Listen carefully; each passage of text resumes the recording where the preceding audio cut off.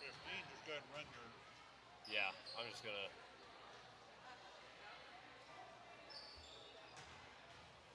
I'll wait till the teams come out and just run the ads. Yeah.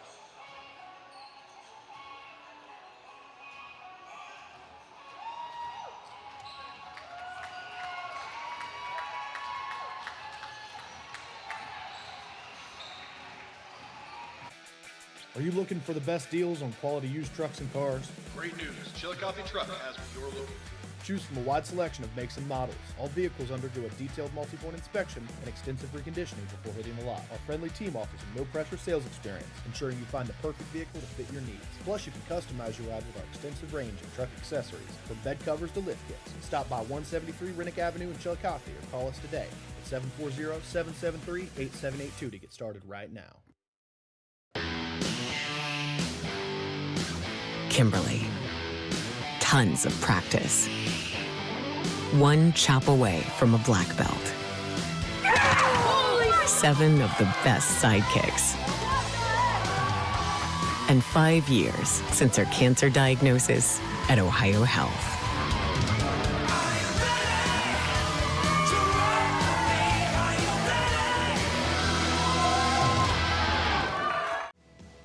At North Fork Animal Clinic, we're more than your pet's health care. We're your neighbors. We combine top-quality veterinary care with the availability you can count on, keeping tails wagging and pets thriving. And as proud supporters of youth sports in Southern Ohio, we're committed to helping our whole community grow strong. North Fork Animal Clinic, caring for pets, supporting our community. Richard. Countless nights in the garage. 8 shiny new pistons. 1 very happy 16-year-old granddaughter. And 2 years since starting cancer treatment at Ohio Health.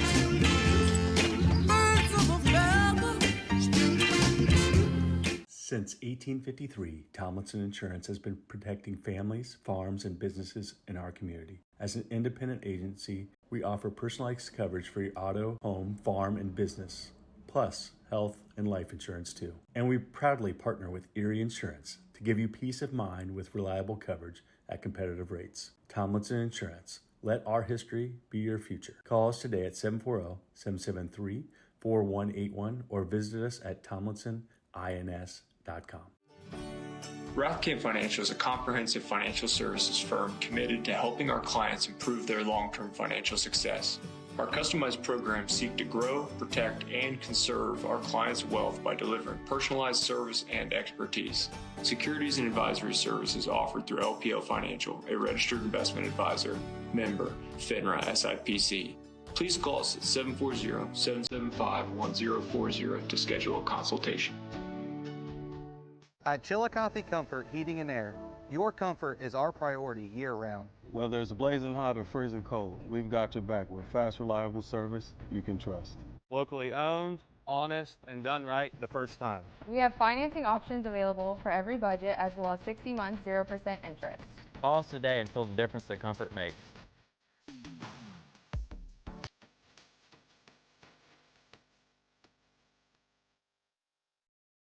This broadcast is brought to you in part by Willie & Son Trucking. Willie & Son Trucking has been a proud supporter of local student athletes, coaches, and athletic programs throughout its history. Be sure to look out for the Shack Athlete of the Week presented by Willie & Son Trucking each week at SOSAOhio.com.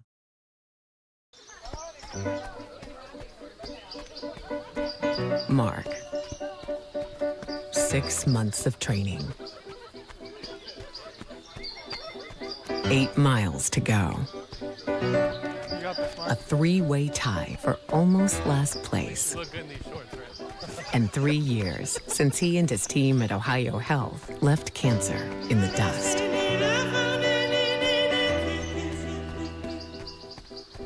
Experience the hometown Chevrolet difference. Check out our huge selection of Silverado trucks, Equinox SUVs, and the latest Chevy models. Priced to move and ready to hit the road today.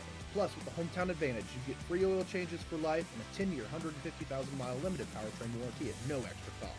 That's real value and real peace of mind. Your hometown Chevrolet is proud to be your trusted local dealer of new and pre-owned inventory, delivering unbeatable deals and top-notch service.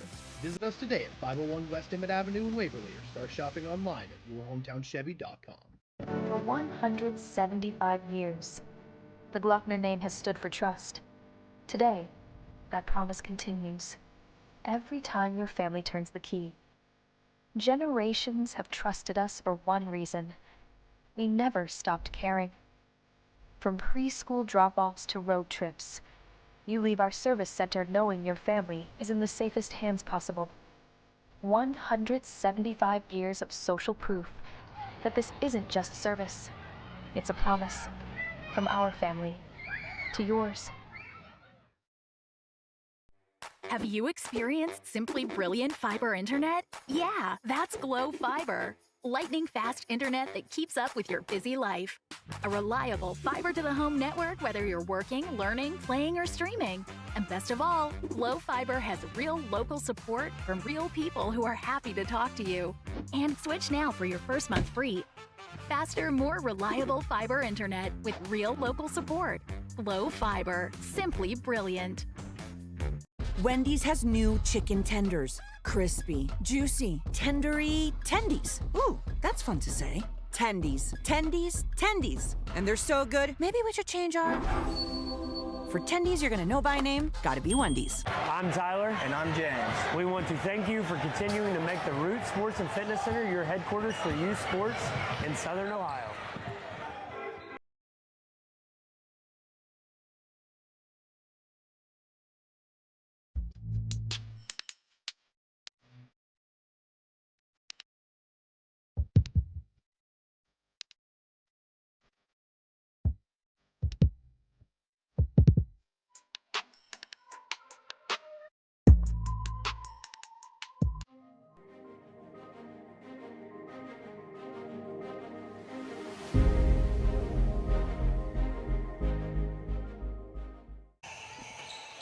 SVC Saturday night here in the Donald Jigger Anderson Gymnasium at Paint Valley High School. We've got an SVC Girls Showdown for you in our Kingston National Bank SVC Game of the Week as the 6-6 Lady Bearcats play host to the 4-8 Zane Trace Pioneers. Welcome into Paint Valley High School, everyone. Carson Francis, Shane Combs with you. Shane, game 4 of a loaded coverage week for our broadcast team. And this one is shaping up to be a good one. Two programs that have taken some steps in the right direction from last year to this year, competing on the same floor for the second time this year. Yeah, no question about it. Great to be with you again. It has been a great week for SOSA. We've been able to pick some really, really good ones. We think we've done the same here tonight. This game has a lot to do with what's going to happen in the SVC standings. For people that don't know, the Cider Valley Conference, they play the 2 rounds with where they play the same exact order. So tonight starts the second league round. And when you look at the girls' standings, Carson, 2 through 8 in the league is really pretty much proven to be a lot of parity. You narrow that down to 4 through 8 and it's basically throw it in a hat and draw them out. Anybody can get anybody on any given night. You get a lot of different matchups. And so when you look at where these two teams are at as they start into the second round, this becomes a really, really important game for both of them in terms of where they're going to finish here when this is all said and done. Looking at the home squad, the Paint Valley Bearcats coming off a 61-28 loss to Unioto, who's 10-1 undefeated in the SVC. They are 3-4 in SVC play, tied for 4th with Westfall. That was a game that they got out to an early lead, but that's a really tough Unioto squad that they played, as they have been for the past 3 or 4 years or so. What do you think the Bearcats took away from that game against the Shermans? Oh, I thought they played really, really hard. I see a lot of teams struggle with Unioto, and I see a lot of teams kind of get into the third quarter and kind of almost quit on it a little bit. I didn't see any of that from Paint Valley at all. Saw a bunch of girls playing really, really hard, competing to the end, and that's kind of what you get with Coach Norman. You look, this is a program that it's not that far removed from 3 straight sectional titles, and then they've obviously gone through some different adversity over the last couple years, but I think it's been her leadership that's brought them through, and here they are coming out the other side, and they're mixing a lot of young and a lot of old together, and really putting together a pretty good 25-26 season so far. One of the players that stands out for the Bearcats, as she has throughout her basketball career, is the 5'9" senior Karis Dye. She can go out any given night, give you double figures, rebounds pretty well. Just a floor general for the Bearcats she's been this season. Yeah, Karis Dye, outstanding athlete, has good size, plays with great physicality, can score inside, good rebounder, a good defender, pretty good anticipation for the game. You'll even see her show up in the steal column a lot of times with 5, 6, 7 steals. Just does a real nice job, and her energy is a must for this team, and certainly they need her point production as well. Looking over on Zane Trace's side, they're 4-8 on the season, 2-5 in the Scioto Valley Conference, tied with Huntington for that 6th spot, who Zane Trace just picked up a win over in their most recent outing, 39-29 in favor of the Pioneers. Their second win in the last 3 games, looking to make it 3 out of 4 tonight. Yeah, Zane Trace is a team. They're in today's basketball, we use the term a lot of times length, versatility, athleticism. I would say this Zane Trace team checks all those boxes in terms of the eye test when they take the court. They have unbelievable length that can really cause problems for teams to score against them in the quarter court. And then they can test a lot of shots at the rim because of it. When they take care of the basketball, they're starting to really improve offensively and starting to play some of their best basketball here in the last couple weeks for sure. Zane Trace, 5-17 a season ago, but this is also a squad where these seniors, the people that have been in this program, aren't too far removed from a winless season their freshman year. This is a program still with a long ways to go if you ask a lot of people close to the program, but they've made some great steps. They've made some great progress over the years, and tonight a chance to match their win total from last season in about half the time. And I think that speaks to the job that head coach Nate Singer has done in his first season at the helm. Oh, no question about it. Coach Singer, what I like about that hire is it gives someone with some Pioneer pride that it's going to mean something to them to see it through and to do it the right way. And I certainly have seen the improvement from day one to now. And, as I said in the opening question, the SVC is a little bit gettable this year when you look down through. If you compare it over the last decade, that may not always been the case in that 2, 3, 4, 5 hole, where this year, like I said before, 2 through 8, we're seeing a lot of different people beat up. Now, Piketon's kind of separated themselves in the 2 hole, Dean in the 3, but even in their games, we've seen a lot of close calls. So, again, this head-to-head matchup is a really important one to start the second round because both of these teams still eyeballing a chance to finish maybe high as 4th, but you get going the wrong way, you could drop to as low as 7th. These two teams met up earlier this season back on December 4th. It was a 21-point win for Paint Valley, but don't let that final score fool you. Zane Trace hung in there majority of the game. It was a 5-point game going into the 4th quarter. Yeah, it really was, and I thought Paint Valley wore him down a little bit of that one. Back at that point of the year, Paint Valley playing about 9 or 10 people. Now, I believe it was in that Zane Trace first half when senior Lydia Hamilton, a starter for Paint Valley in the early going, got hurt. Unfortunately, she's been out for the year now and hoping to rehab, and I'd love to see her get back to some semblance of softball. It might be a lofty goal, but you hate to see any kid go through that. But certainly a senior, you hate it just a little bit more. So, Lydia Hamilton's certainly been someone that's been in the program all the way through, so you hate that that's happened. Since then, Paint Valley's continued to play probably 7, 8, sometimes 9 people, and they'll pick it up. And I thought that was a big factor in that game you're referring to. The Paint Valley got out, Zane Trace had come back, but then, as you said, in the 4th quarter, Paint Valley was able to deliver the last knockout punch. But this Zane Trace team certainly a different team and made a lot of strides since then. We'll have our national anthem and player introductions coming up shortly, but before we do that, Shane, quickly, What are some keys for each team heading into this game tonight? I don't think there's any doubt about this one. When you look at this on paper, you see Karis Dye on one side and Emma Houston on the other, and rightfully so. But with them being post players, Carson, pay close attention to which backcourt can protect the basketball, who can play the cleanest in terms of giving their team a chance to get into the scrimmage area and give their offense a chance to get the best look possible. I think that's going to be the team that gets out of here with the W. Paint Valley and Zane Trace in a rematch here in our Kingston National Bank SVC Game of the Week. We'll have the national anthem and team introductions coming up after this. You're watching the Kingston National Bank SVC Game of the Week on Southern Ohio Sports Authority, presented by Ohio Health. Our employees certainly get the credit for that growth. The relationships that they build, people want to deal with people they can trust, they know, feel connected to. And I think that's where a community bank such as Kingston really shines. The color of money is the same no matter where you go, but I think the people behind it is what makes the difference. Having the empathy to understand what's going on in someone's business or personal lives and how you might be able to help it. I think our customers expect that, want that, and truthfully, they deserve that.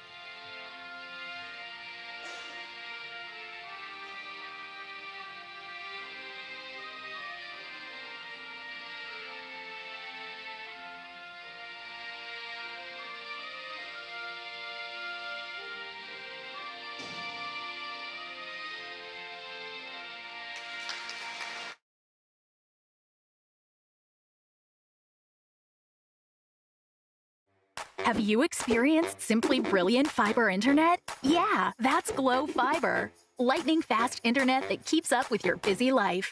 A reliable fiber-to-the-home network whether you're working, learning, playing, or streaming. And best of all, Glow Fiber has real local support from real people who are happy to talk to you. And switch now for your first month free. Faster, more reliable fiber internet with real local support. Glow Fiber. Simply brilliant. This broadcast is brought to you in part by Willie & Son Trucking. Willie & Son Trucking has been a proud supporter of local student-athletes, coaches, and athletic programs throughout its history. Be sure to look out for the Shack Athlete of the Week presented by Willie & Son Trucking each week at SOSAOhio.com. Back here at Paint Valley High School before a contest between Zane Trace and Paint Valley. We'll get the starters first for head coach Nate Singer and his Zane Trace Pioneers.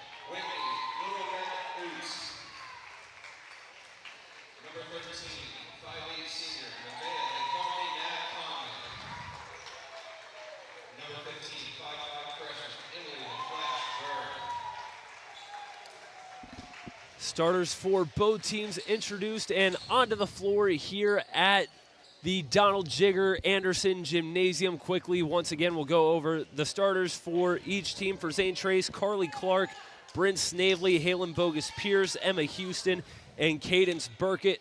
And for Paint Valley, Karis Dye, Whitney Oots, Nevi Conley, Emily Burke, and Delaney Mannion rounding out the starting five for head coach Tristan Norman's Lady Bearcats. Karis Dye and Emma Houston in the jump ball circle. We're underway from Bainbridge as Zane Trace takes the first possession of the night. Pay Valley going to start in the man-to-man here in the quarter court. Bogus Pierce lost her handle and quickly a backcourt violation 9 seconds into the matchup. Again, that's a little bit of what we're talking about in that last question you asked me, Carson, is just the ability, which backcourt can handle it the cleanest in terms of giving their offense the best chance in the quarter court. Freshman Emily Burke brings it up the floor for Paint Valley, dishes over to Delaney Mannion. Mannion off the screen, nice pick and roll to Dye. Now Burke from outside, that's no good. Rebound taken by Bryn Snavely of Zane Trace. Yeah, a lot of attention to Dye there. She makes the extra pass, got a good look, just didn't get it to go down. Bogus Pierce tried to feed someone inside, but she traveled before the entrance pass. The back-to-back turnovers there up top. Good ball pressure from Burke.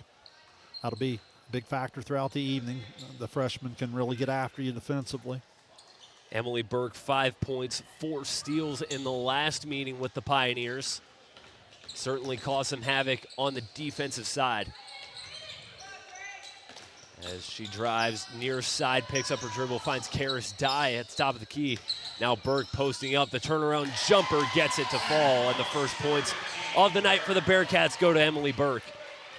Yeah, nice patience, just staying with it a little bit earlier in the year. Maybe would have forced it earlier in the possession. She kind of went to a different option there, and then Dye returns her with the pass in the post. Baseline jumper, Burkett, that's no good, and Karis Dye able to grab the rebound.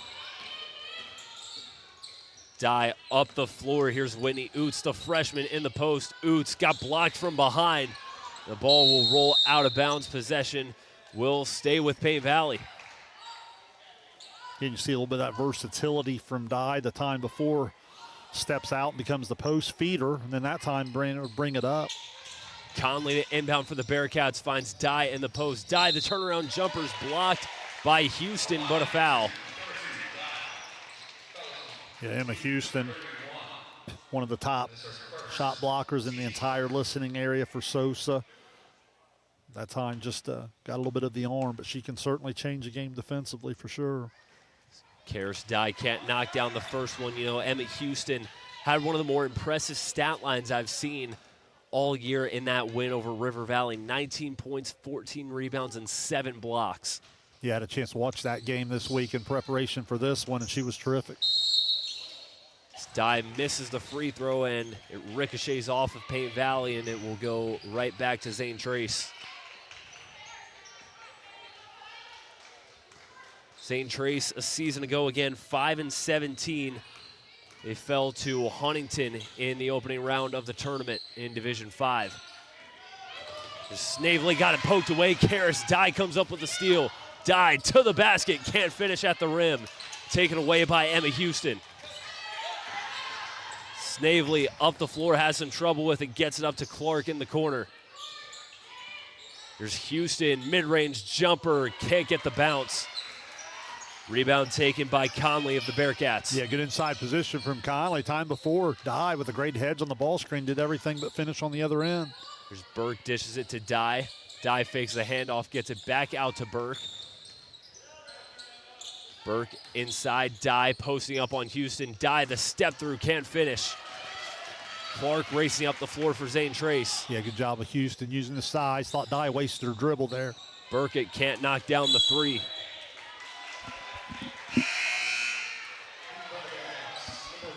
So we'll have a substitution coming in for the Bearcats as Deja Crowder into the game for the first time, replacing Karis Dye. Yeah, 4th turnover for Zane Trace already.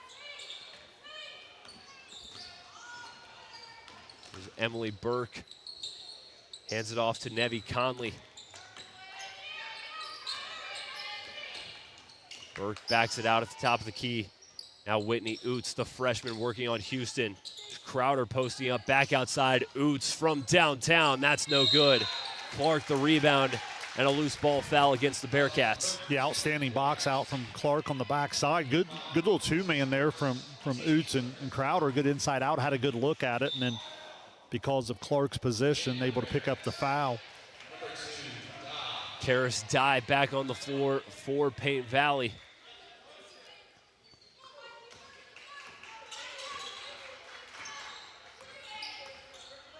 Coming up on 3 minutes into this one, just one field goal made on either side by Paint Valley as the Bearcats get a steal here. It's Mannion. Mannion got it knocked away, but it's fouled by Halen Bogus-Pierce. You know, and Carson, another thing, you know, Paint Valley defensively has been really, really good. They've already caused 5 turnovers, many of the live variety, but you've noticed the inability to make it turn into points on the other side. So sometimes that's that next step of being able to get out in the open court and be able to finish.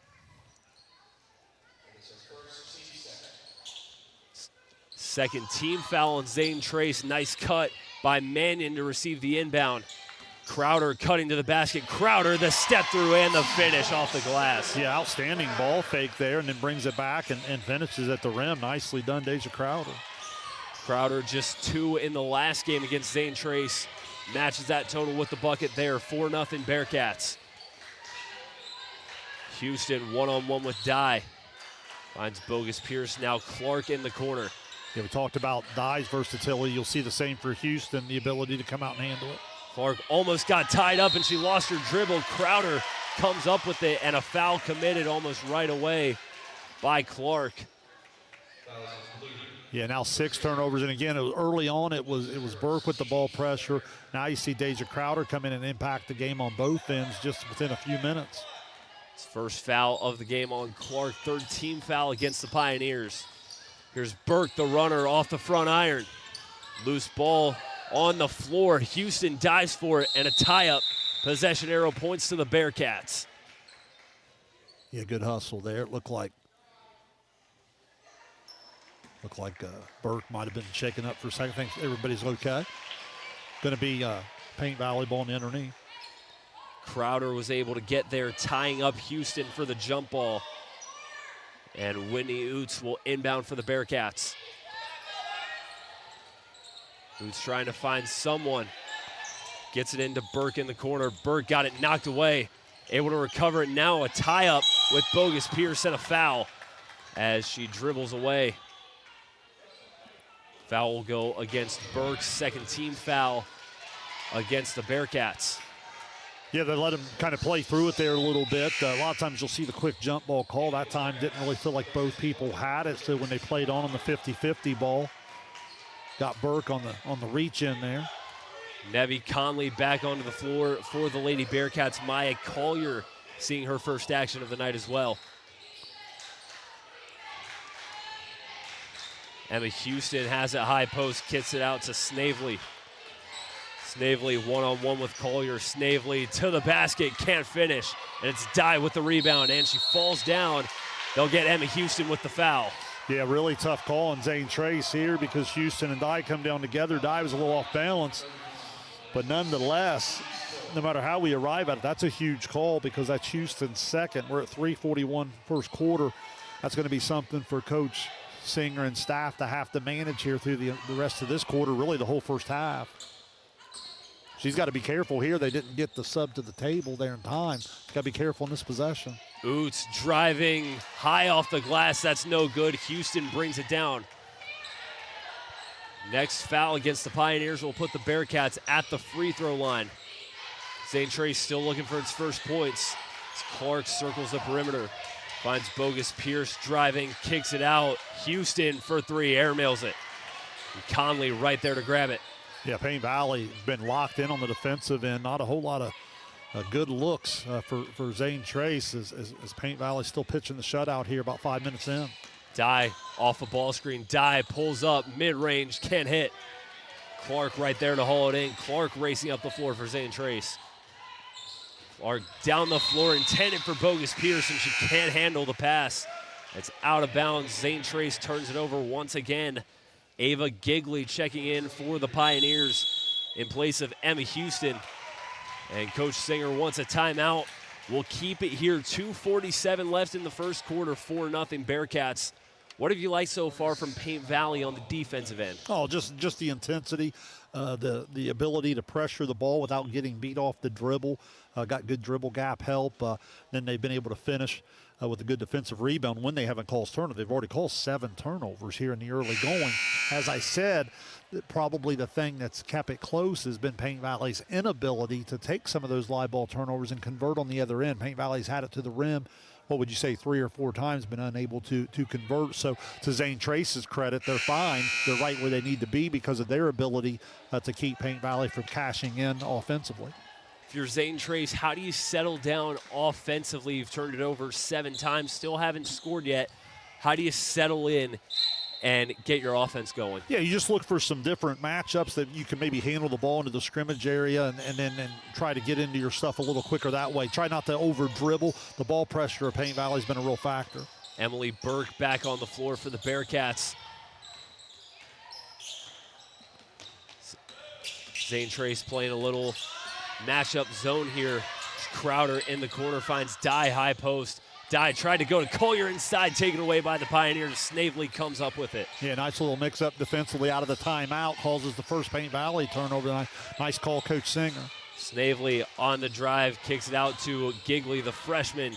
Gigley got it poked away, and it's out of bounds. And Coach Tristan Norman, little heads-up play there. Yeah. She was one in her playing days to really rebound and get after that 50-50 ball. Maybe the loose ball is just instinct. Gigley to inbound, deflected by Dye. Pioneers will reset. You know, Coach Norman, you talked about her playing days, had a great collegiate career at Shawnee State, was a 2-time captain, played 4 years for the Bears, led Shawnee State to an appearance in the NAIA National Championship in 2010. Yeah, super player here at Paint Valley as well. Led the area in rebounding, and that personality kind of comes over in her coaching, and you kind of see it throughout her team. Carly Clark too long on the mid-range jumper. It's knocked out of bounds by Paint Valley. It will stay with the Pioneers. Delaney Mannion back onto the floor for the Lady Bearcats. Here's a nice opportunity for Zane Trace trying to get on the board. You talked about it, maybe execute on the OB under. Inbound to Cadence Burkett. Burkett's attempt at the rim, no good, taken away by Emily Burke. Burke quickly up the floor. Lady Bearcats in the half-court offense. Yeah, not a bad look out of that OB under, just couldn't get it to go over the size. Crowder baseline drive, feeds Dye in the post. She can't finish, and it's out of bounds. It'll head back to Zane Trace, and a foul on Karis Dye. Yeah, so there you see one problem lead to another. The inability to convert at the rim, a little bit of the frustration on the aggressiveness. Now you not only miss the shot, but you also pick up your first foul. Bogus Pierce crosses the timeline for Zane Trace into Clark. Nice cut by Bogus Pierce, but she can't handle the pass inside from Clark, and another Zane Trace turnover. You know, Carson, it's kind of tough to tell from here, like how much, you know, Paint Valley's obviously impacting it with their intensity and their length and so forth, but Zane Trace, a lot of it is just a little bit of passing, catching, got to get rid of the unforced errors. Mannion brings it out of the corner, feeds Collier mid-post. Airmails the jumper. Nice save by Dye to keep possession for the Bearcats. And a foul against the Pioneers as Burke was trying to drive. Carson, that's one of those winning plays, that hustle. You called it there on the save right here in front of us. And what that does, it just leads to another opportunity. Well, you get the common foul, which happens to be the 5th foul, and you get to the free throw line, and it's all coming back from winning the possession because of some extra effort. Burke at the line, knocks down the first one. Has some substitutions on both sides. Whitney Oots back onto the floor for Paint Valley. Gabby Mathis enters the game for the first time for Zane Trace. Yeah, I like the sub there, get Dye out of the game defensively. Shorty has the 1 foul. You hate to see her get a second. Burke going 2 for 2 at the stripe, 6-0 Lady Bearcats. Coming up on a minute to go here in the first. Clark crosses half court, got it poked away, it rolls out of bounds. It'll stay with Zane Trace, but some nice defense at half court by Crowder. Yeah, if you haven't seen Paint Valley play, Deja Crowder can really, really guard. She's long, she's athletic, pretty good physicality now that she's getting older. She can really, really get after the basketball. Clark just gets it in to the freshman, Ava Gigley. Pioneers still looking for their first points of the night. There's Mathis driving. Mathis picks up her dribble, finds Clark inside. Clark off the glass, draws the foul. Good opportunity for Zane Trace to get on the board now, get to the free throw line. That was a great cut away from the basketball.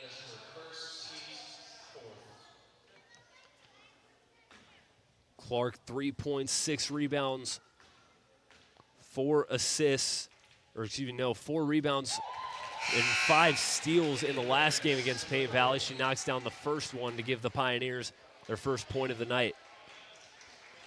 Yeah, has good length, good athlete, can certainly score a little bit, but really kind of can stuff the stat sheet. She can do a lot of little things throughout the evening. Izzy Garnes onto the floor for the first time for Paint Valley. Clark going 1 for 2 at the line there. Full court pass taken away by the Pioneers. Mathis comes up with the steal. Yeah, unforced turnover there in a time and score situation. Let's see if Zane Trace can capitalize off of it. Clark off the screen, and another foul against Paint Valley. It'll go against Whitney Oots. Yeah, so we always talk about executing under a minute and a quarter there, so you get the kind of the giveaway possession on the turnover, and Zane Trace comes back, and now in the bonus situation, going to go back to the free throw line, and it's just kind of a way to salvage a quarter that you've really, really struggled offensively in if you're the Lady Pioneers. Carly Clark back at the line, the all-SVC selection from a season ago. She can't hit the first one. Nevi Conley back into the game for Paint Valley. Season high 13 points in the season opener, a win over Wellston. Clark can't hit the second one either, 0 for 2 on that trip. Maya Collier with the rebound for Paint Valley, under 20 seconds to go in the first. Collier to the basket and a foul.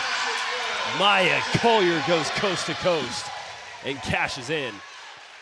Outstanding, just a sophomore. And again, that's where a lot of that skill development comes from, utilizing the JV level as well as the varsity. And we were just talking about that. John Bruce and I were talking about it off the air. You see the ball handling improve, and now she's bringing it to the varsity game with a lot of confidence, going coast to coast there and finishing. Collier misses the free throw, but a rebound taken by Oots for Paint Valley. Side Garnes had trouble with it. Tie up on the floor. Tried to throw it up to her teammate, taken away by Zane Trace. Clark heaves one up from beyond half court, and it's no good. And that brings us to the end of the first quarter, 8-1 Paint Valley. Some great defense played by the Lady Bearcats. And we'll head to the second quarter. Don't go anywhere. You're watching the Kingston National Bank Game of the Week on Southern Ohio Sports Authority, presented by Ohio Health. At Chillicothe Comfort Heating and Air, your comfort is our priority year-round. Whether it's blazing hot or freezing cold, we've got your back with fast, reliable service you can trust. Locally owned, honest, and done right the first time. We have financing options available for every budget, as well as 60 months, 0% interest. Call us today and feel the difference that comfort makes.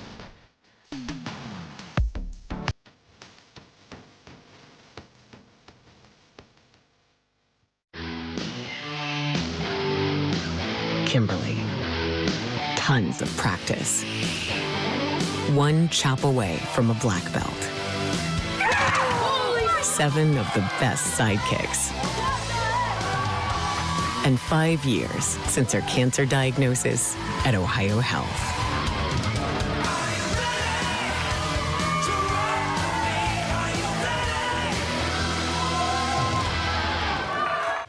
One quarter down here in Bainbridge, our Kingston National Bank SVC Game of the Week. Paint Valley ahead of Zane Trace, 8-1 after a quarter of play. Pioneers with possession. 8 turnovers for Zane Trace in the opening quarter. Paint Valley on ball pressure. There's another one to start the quarter. Has been a real factor. Make it the 9th turnover for the Pioneers as Clark throws it away. And we talked about during the short break that Zane Trace didn't have that many bad possessions. They just couldn't take care of the basketball. Yeah, when they're able to get into their stuff, they have 4 or 5 kids that can score the basketball, but it's just a matter of really being able to handle this Paint Valley pressure. There's Oots at the free throw line, got knocked down from behind, and a tie-up on the floor. Possession arrow points to Paint Valley. There's Oots, the freshman, got knocked down. Thankfully, Bearcats will keep it. Yeah, a lot of physicality there, and again, we saw some of that here in the opening quarter. Karis Dye, low post, can't finish from the block. And Shane will have to go retrieve that basketball. We're up here on the stage here at Paint Valley. You look at us. Hi to everybody watching. Face reveal if you've never seen us. And we're back to action. Zane Trace takes it. Clark walking it up the floor. Shane, some of these gyms that we call games at where we're up on the stage, never know what you're going to get yourself into. Yeah, I like the angle here at the stage. It's kind of nice to be down on floor level. Dye too short from downtown. Snavely the rebound for Zane Trace. Snavely kicks it out. Here's Madison Will from downtown. That's no good. Offensive rebound. Snavely traveled. Madison Will, the 5'6" junior, checked in during the quarter break. Unsuccessful on her first shot attempt. Yeah, I like the clean look. Again, just Zane Trace simply needs more shots on goal, to use a soccer term. Dye tied up, receiving the inbounds, and a foul called on the Pioneers. Will be on Cadence Burkett. You'll see Zane Trace try to use the dead ball situation to get into some pressure. That's the other thing, too, is if you like to give pressure, Carson, when you haven't scored, you don't get very many opportunities to get into it. Burke racing up the floor. Burke coast to coast, blocked by Snavely. Burke able to save it. Dye goes up and gets fouled. Dye a little shaken up after the play. Call the foul on Gabby Mathis. Carson, the freshman Burke is getting a lot better into the second half for freshman year. I see a lot more confidence keeping the ball low. I see more counter dribble, and she can really, really be a problem if the ball handling comes on, because obviously no one's ever going to question her speed or athleticism. Karis Dye knocks down the first one. She had 17 points, 7 rebounds, and 3 steals in the first time these two met up. As we'll have a substitution for the Pioneers, Savannah McCloskey enters the game, replacing Burkett. Yeah, this is really the key stat for Dye. She gets to the free throw line a lot. She struggled there throughout her career, but she's really turned into a nice player. When she's able to convert at the free throw line, she's a nightmare matchup. Rebound taken by Will. The Pioneers throws it off of the defender, and we will stay with the Pioneers. Go to hustle by the junior Madison Will, chasing down the rebound. Now we're going to see Payne Valley extend the floor a little bit defensively. Mathis inbounds it to Will. Will just gets it across half court, one-on-one with Burke.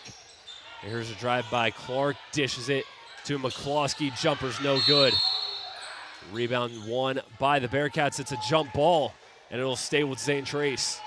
Yeah, good effort on both sides. Again, Zane Trace at least able to get through the pressure and get a shot up. Now another OB under opportunity.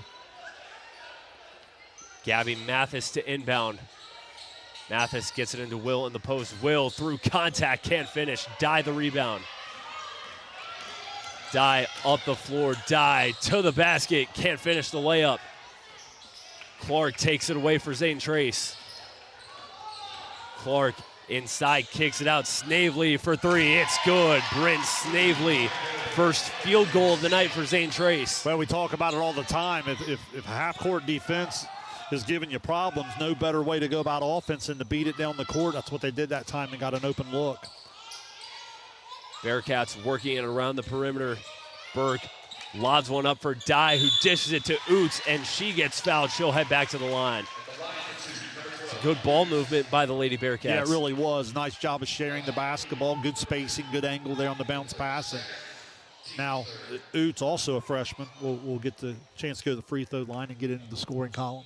7 points, 6 rebounds, 4 steals for the freshman in the game against Unioto. Misses the first one there. There's Ava Gigley back onto the floor for Zane Trace. Maya Collier and Deja Crowder back in the action for the Lady Bearcats. Again, the free throw line hurting Paint Valley here a little bit in the opening half. They get that one to go. Gets the bounce. Oots 1 for 2 at the stripe. 10-4. Lady Bearcats, Paint Valley applying some pressure. Madison Will crosses the timeline and gets it taken away. Burke to the basket, draws the foul.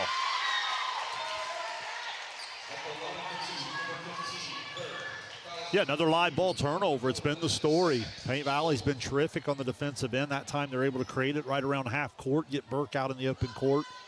She goes up through the contact, and she's going to go to the free throw line. She did make both of hers back in the first quarter. Burke knocks down the first one. Burke's had a great night so far on the defensive end, and she showed off her speed, her ball handling, getting it up and down the floor. Yeah, been really, really good here in the first half. Been quite a spark. Can't connect on the second free throw. And Ava Gigley got fouled coming down with the board. It'll go on Maya Collier.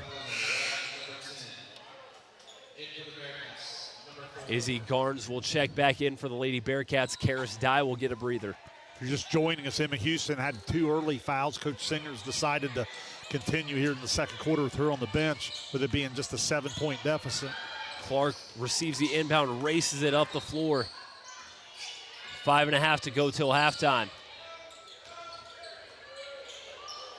Clark working, gets it into Mathis. Mathis got it tipped and taken away by Burke once again. Burke across half court for Paint Valley. Crowder driving, tried to go inside to Collier, poked away. Paint Valley gets it back. Here's Oots underneath and the finish. Little pinball possession from Paint Valley. They're able to cash in with 2 points from the freshman. Yeah, great find from Garnes. A little bit of breakdown on the play. Zane Trace got lost in the scramble. And There's another takeaway. Paint Valley gives it right back. Here's Clark with it. Clark jump stops, but not before Coach Singer wants to use a timeout. It's a full, will take it with them. 4:43 to go till halftime, 13-4. Paint Valley. You're watching the Kingston National Bank SVC Game of the Week on Southern Ohio Sports Authority, presented by Ohio Health. Are you looking for the best deals on quality used trucks and cars? Great news. Chillicothe Truck has what you're looking for. Choose from a wide selection of makes and models. All vehicles undergo a detailed multi-point inspection and extensive reconditioning before hitting the lot. Our friendly team offers a no-pressure sales experience, ensuring you find the perfect vehicle to fit your needs. Plus, you can customize your ride with our extensive range of truck accessories, from bed covers to lift kits. Stop by 173 Rennick Avenue in Chillicothe or call us today at 740-773-8782 to get started right now. Have you experienced simply brilliant fiber internet? Yeah, that's Glow Fiber. Lightning fast internet that keeps up with your busy life. A reliable fiber-to-the-home network, whether you're working, learning, playing, or streaming. And best of all, Glow Fiber has real local support from real people who are happy to talk to you. And switch now for your first month free. Faster, more reliable fiber internet with real local support. Glow Fiber, simply brilliant. 4:43 to go in the first half. Paint Valley ahead of Zane Trace, 13-4, as the Pioneers will inbound from the baseline to get this possession restarted. Foul right away before the ball could get in. It'll be on the Bearcats. They'll call it on Crowder, her second. Yeah, again, those are some of the fouls you'll live with throughout the physicality and the intensity that you're playing with on the defensive end. Here's Gabby Mathis with it outside. Feeds Gigley, the freshman, back out to Mathis. The Pioneers settling in. Here's Clark near the logo. Mathis, far side wing, trying to find something inside. Entrance pass taken away by Collier. Collier driving, picks up her dribble, gets it out to Karis Dye, who's back on the floor. Now Collier, the mid-range jumper off the mark. Dye, the offensive rebound. She goes up and draws the foul.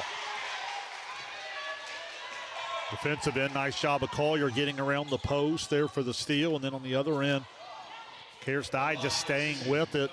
Offensive rebound, wins another possession. Going to go back to the free throw line. She's 1 of 4 on the evening so far. We'll tag Savannah McCloskey with the foul. Dye unable to finish the first free throw. Emily Burke back on the floor for Paint Valley.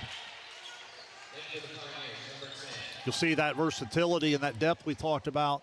Paint Valley, you've seen Burke on the ball, you've seen Oots on the ball, you've seen Crowder on the ball, you've seen Izzy Garnes come into the ball. So you always have that fresh body out there pressuring the basketball. Alexis Smith rather, onto the floor for Zane Trace. Her first action of the night, a lane violation against the Pioneers, awards Dye an extra free throw. And she's able to capitalize there, pushes the lead to double digits. Clark one-on-one with Izzy Garnes full court.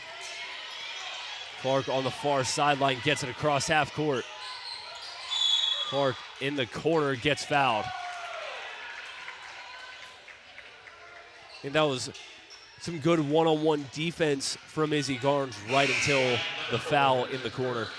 Yeah, that's just a little bit of youth, a little bit of experience. You know, as you get older, you'll realize that you got her going where you want her, up the sideline toward the corner there, and then just got a little handsy. Once you steer the basketball, you really want to show the officials those hands, and you'll be able to get away with not having that foul.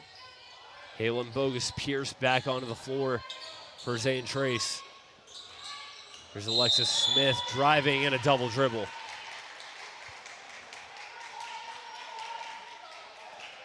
Yeah, 15 turnovers starting to really stack up against Zane Trace. And, you know, what happens a lot of times is when the pressure is constant, the pressure is there, that's I know they look sometimes like unforced turnovers, but really it's just a matter of speeding you up both physically and mentally, and that's where you really start to stack up those mistakes. Maya Collier off the screen from Dye, dishes it back to Dye. Dye jumping, Kemp finish. Collier the offensive rebound, putback's no good. Ball swung out of bounds by Zane Trace, and it will stay right here with the Bearcats. Yeah, Paint Valley continues to get a lot of opportunities up around the rim on the offensive glass, just unable to convert. Certainly a factor with Houston being out of the game with foul trouble. Paint Valley's really been winning the glass. Collier to inbound, throws one up for Dye outside. Dye kicks it out to Mannion. Mannion tried to go up for the jumper, it's blocked. Taken away by the Pioneers. Gabby Mathis across half court. Yeah, great scouting report recognition there from Zane Trace running the shooter Mannion off the line and forcing her to make a play off the dribble. Deflection there by Emily Burke will force the Pioneers to reset the possession. Paint Valley 4-1 this season on their home floor. Looking to add another one here. McCloskey in the post, gets it out to Bogus-Pierce on the drive. Got denied by Karis Dye stepping in to reject the shot. Yeah, Zane Trace felt like there's a little bit of contact there on the shot, wanted the free throws. Instead, they're going to get an OB under. Mathis inbounds to Bogus-Pierce, had some trouble with it, and that pass taken away by Izzy Garnes. Garnes to the basket, high off the glass, and the finish. Outstanding effort, strength, and then body control to get to the rim and lay it in. And another takeaway by Paint Valley. Garnes again with the steal. Up the floor, Burke at the rim, able to finish. Another steal and transition score for the Bearcats. And Coach Singer wants another timeout. 30-second timeout will keep it here, 18-4. Izzy Garnes with some tremendous defense for the Lady Bearcats. Yeah, no question. Incredible athlete. You know, and again, it's all complementary defense. It starts with great ball pressure, but then it's great next pass in line. They've had great heads on the ball screen, and then that time you see what it can look like when you convert on the other end. Paint Valley's had those chances throughout the evening and probably haven't converted at a high enough rate on the other end offensively. That time, Garnes able to lay it in the first time, then she's able to hit her backcourt mate Burke for the lay-in, and all of a sudden when you start to turn the live ball into turnovers, that's where the big run starts to come from, and that's, you know, all of a sudden you look up and you're up 14. Izzy Garnes a steal and score, and then the very next possession a steal and assist to Emily Burke, 18-4. Bearcats. Zane Trace with only one field goal on the night. A three-pointer from Bryn Snavely as Garnes commits the foul at half court. And again, at this point in her career, the role she's playing, the foul trouble is not going to be a huge individual thing. It certainly can start to impact from a team perspective, but again, I'd like to see her just be a little bit more aware of those hands on ball there. Get into Bogus-Pierce in the backcourt as she crosses the timeline here. Now McCloskey outside, picks up her dribble. Got it deflected by Burke. Bogus-Pierce able to recover, but not before Burke takes it away again. Emily Burke, nice dish to Mannion. Dye, the mid-range jumper, gets fouled. Yeah, give Mannion credit on the other end. I think she's the one to poke that away. And then, again, another open court opportunity for Paint Valley. Going to get another trip to the free throw line. And Zane Trace just trying to survive the half. Going through some foul trouble here as Dye gets that first one to go. Gets the bounce on the first one. Tasia Crowder back onto the floor for Paint Valley in place of Izzy Garnes. Nevi Conley will come back in, replacing Maya Collier and Whitney Oots into the game in place of Emily Burke. Again, some great minutes off the bench from the sophomore Izzy Garnes. Yeah, no question. Now, Zane Trace, got to recognize that you're also into the bonus here. Stay aggressive off the dribble and strong. Might be able to get to the free throw line. Dye goes 2 for 2 at the stripe. 20-4 extends Paint Valley's largest lead. Clark, near side wing, comes off the screen, backs it out. Now Bogus Pierce outside, looking for someone posting up. Clark backs it out, throws it away right into the hands of Nevi Conley, and a foul. Yeah, I talked about the team concept. Great hedge on the ball screen. Kind of forces the point guard to come up, and then as a result, you got that backside help coming over and recognizing the role, and Conley gets the opportunity to go to the line. Really, really good team defense there from Paint Valley. It's the third foul against Halen Bogus Pierce. First free throw from Conley, no good. Substitution for the Pioneers, the 5'6" freshman Maylee Jenkins. We'll see her first action of the night. Bogus Pierce heads to the bench. Second free throw rattles off the rim, and it's off Paint Valley. It'll go back to the Bearcats as Shane will have to retrieve his second basketball of the night.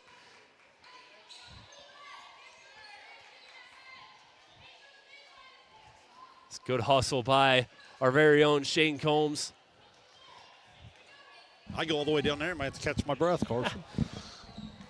Not any younger. Shane, your coaching days may be over for now, but you're still back to work when you're here in the Jigger. It's Dye to the basket. Dye off the glass and the finish. Yeah, it's just an outstanding head. She just knows it's coming, and she attacks the ball low and pokes it away. It's just really, really good defense. Zane Trace looking for something to salvage in this half. Here's Burkett underneath. Got tipped. It'll stay with the Pioneers. If you're Zane Trace, you got to stay with it here. I've seen this team come from behind quite a bit. They were double digits down on that River Valley win. You just got to try to get something out of this last minute. Mathis inbounds, but not before a 5-second call. My numbers are unofficial, but I have that as the 20th turnover the Paint Valley defense calls here in the first half.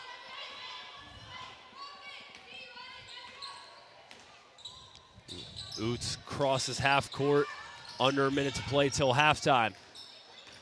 Conley one-on-one with Jenkins. There's Oots back to Conley. Lady Bearcats staying patient in no rush. Crowder try to feed Oots high post. It's knocked away. It rolls out of bounds. And the officials will have a chat about it. We await the signal. It'll head to Zane Trace. Yeah, good hustle on both sides there. Again, if you're Zane Trace, an opportunity here. Try to get something on the board. A lot of basketball still to play with a half. If you're Paint Valley, you've played a good half on the defensive end. You want to try to finish up with one more good possession here. Clark across half court, fires over to Alexis Smith, who picks up her dribble. Now Jenkins top of the key over to Mathis. Pioneers just one field goal in the entire first half. Looking for something to end the half on a high note, but that's not going to help the cause. Mannion takes it away up the floor. Oots to the basket, transition bucket. 24-4 Paint Valley. Clark fires from half court, too short. And that brings us to the end of the first half. A dominant first half from the Paint Valley Lady Bearcats. A 20-point advantage, 24-4 as we head to the break. When we come back, we'll give our thoughts on the first half. You're watching the Kingston National Bank SVC Game of the Week on Southern Ohio Sports Authority, presented by Ohio Health. At North Fork Animal Clinic, we're more than your pet's health care. We're your neighbors. We combine top quality veterinary care with the availability you can count on, keeping tails wagging and pets thriving. And as proud supporters of youth sports in Southern Ohio, we're committed to helping our whole community grow strong. North Fork Animal Clinic, caring for pets, supporting our community. For 175 years, the Glockner name has stood for trust. Today, that promise continues. Every time your family turns the key. Generations have trusted us for one reason. We never stopped caring. From preschool drop-offs to road trips, you leave our service center knowing your family is in the safest hands possible. 175 years of social proof that this isn't just service. It's a promise from our family to yours. Experience the hometown Chevrolet difference. Check out our huge selection of Silverado trucks, Equinox SUVs, and the latest Chevy models. Priced to move and ready to hit the road today. Plus, with the Hometown Advantage, you get free oil changes for life and a 10-year, 150,000-mile limited powertrain warranty at no extra cost. That's real value and real peace of mind. Your hometown Chevrolet is proud to be your trusted local dealer of new and pre-owned inventory, delivering unbeatable deals and top-notch service. Visit us today at 501 West Emmett Avenue in Waverly or start shopping online at yourhometownchevy.com. Our employees certainly get the credit for that growth. The relationships that they build, people want to deal with people they can trust, they know, feel connected to. And I think that's where a community bank such as Kingston really shines. The color of money is the same no matter where you go, but I think the people behind it is what makes the difference. Having the empathy to understand what's going on in someone's business or personal lives and how you might be able to help it. I think our customers expect that, want that, and truthfully, they deserve that. Rothkamp Financial is a comprehensive financial services firm committed to helping our clients improve their long-term financial success. Our customized programs seek to grow, protect, and conserve our clients' wealth by delivering personalized service and expertise. Securities and advisory services offered through LPL Financial, a registered investment advisor, member, FINRA SIPC. Please call us at 740-775-1040 to schedule a consultation.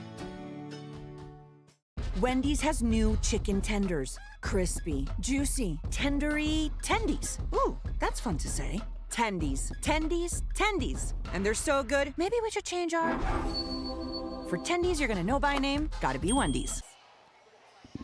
Halftime here at the Donald Jigger Anderson Gymnasium at Paint Valley High School in our Kingston National Bank SVC Game of the Week. It has been all Paint Valley Lady Bearcats. They lead Zane Trace 24-4 through one half of play. Carson Francis and Shane Combs back with you. Shane, dominant first half for Paint Valley on both sides of the floor. What are your thoughts on the first half?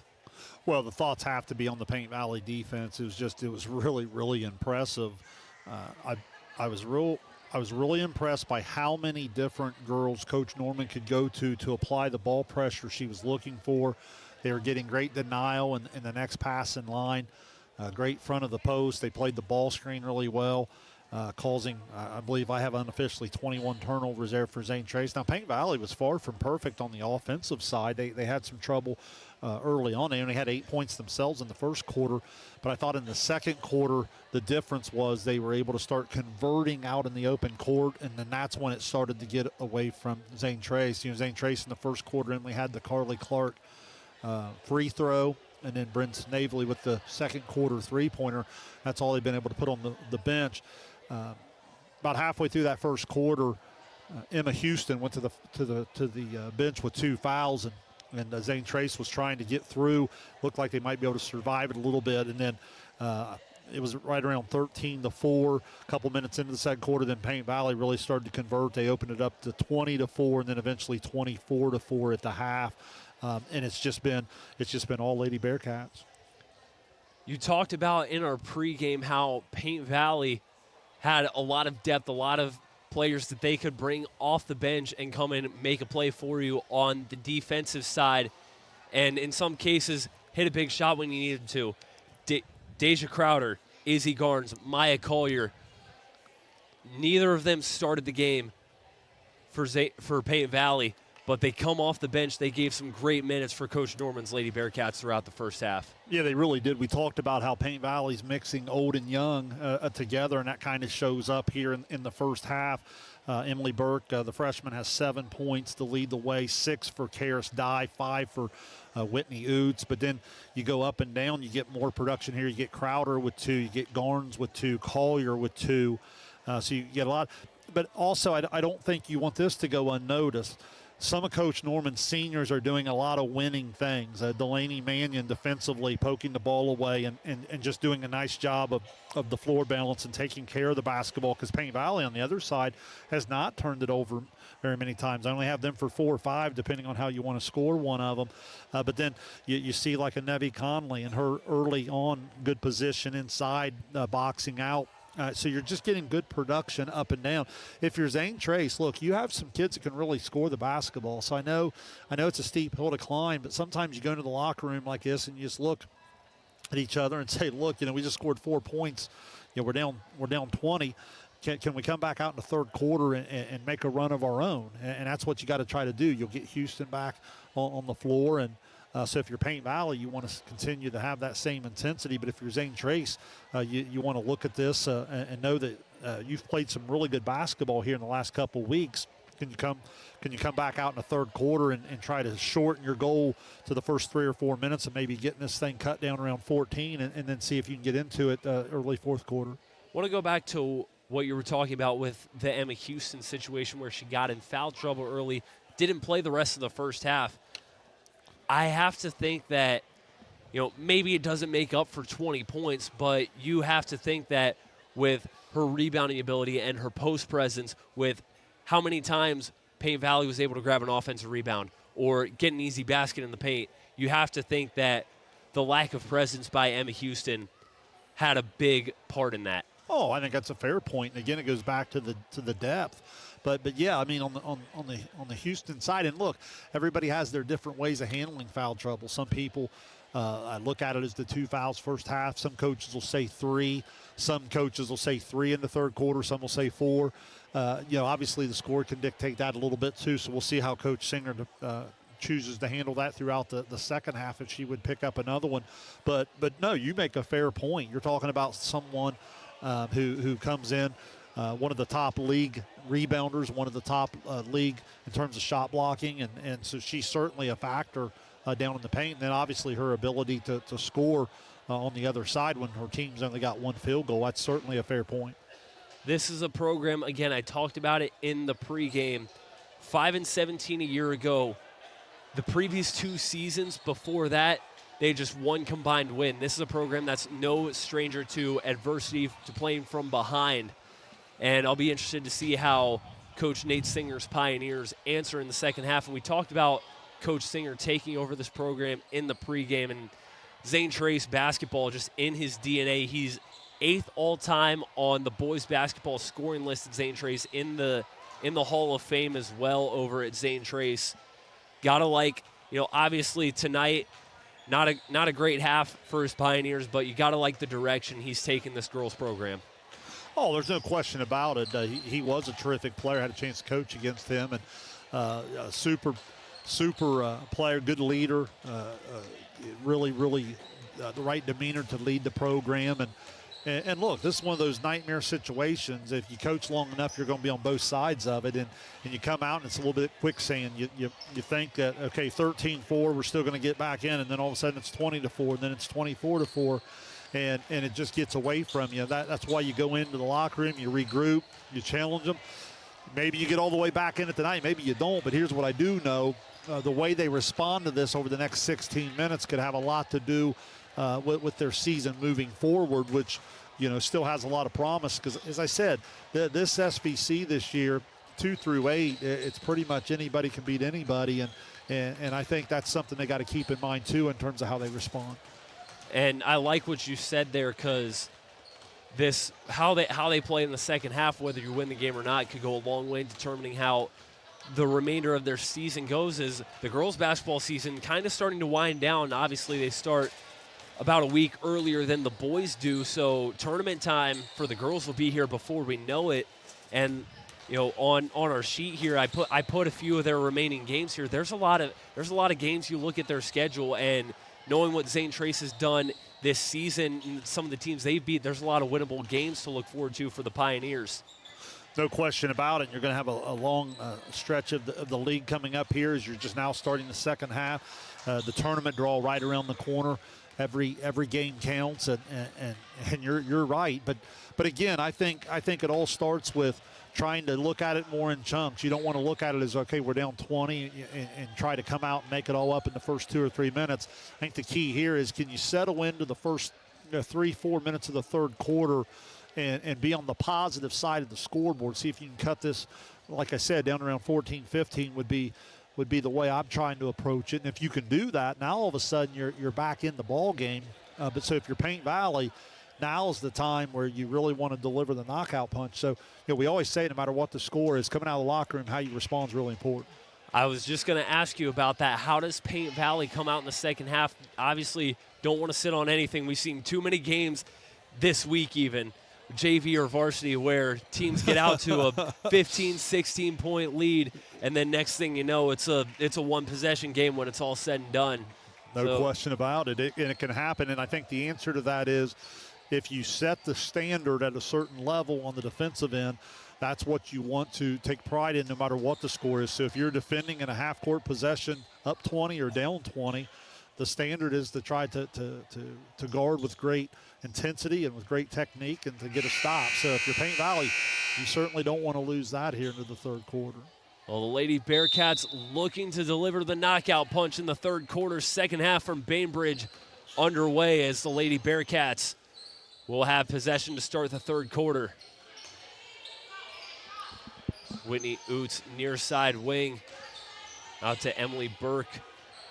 First five that started the game for Paint Valley back in as a shot by Burke is denied by Emma Houston. We talked about her lack of presence being a factor in the first half right there. She makes her presence known with the denial. Yeah, great call by you.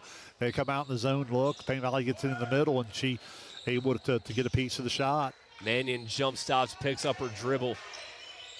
Finds Oots, now back to Mannion. Mannion fires from the corner and hits.